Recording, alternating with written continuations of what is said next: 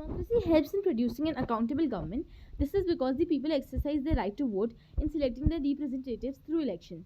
The elected representatives are responsible for forming the government that makes decision for the welfare of the people. If the government fails to meet the demand of the people have every right not to elect them in the next election.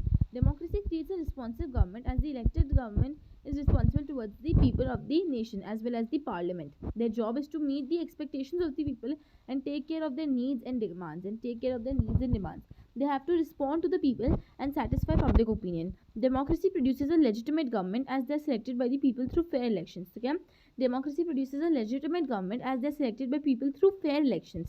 People wish to be ruled by an elected government, which makes it a legitimate government. So people wish to be ruled by an elected government, which makes it a legitimate government.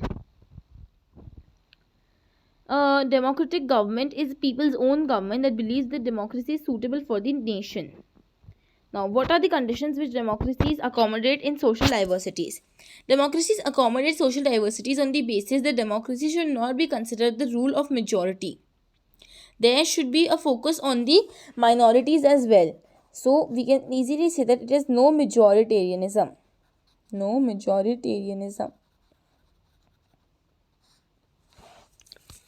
There should be focus on all communities of the society with equal rights for both the majority and the minority.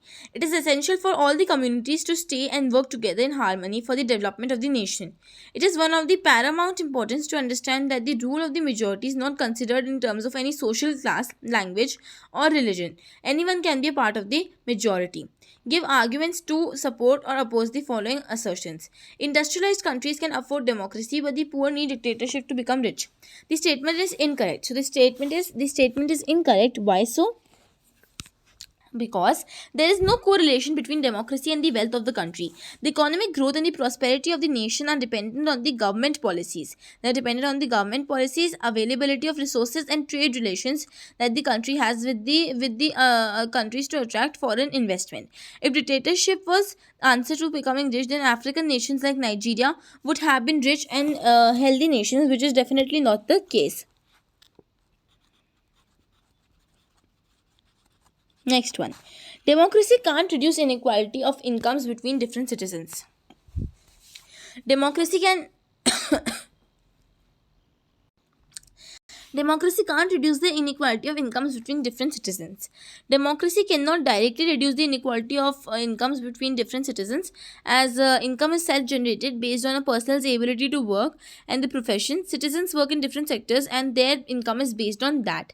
However, in India, certain initiatives have been undertaken to bring the gap of inequality of incomes among the citizens. For example, the Minimum Wages Act enacted by the government, as well as the implementation of policies that regulate the basic price at which goods are sold, has aided in improving the per capita income of the nation. Also, here you can add one more, that is the Manrega, if you want to add.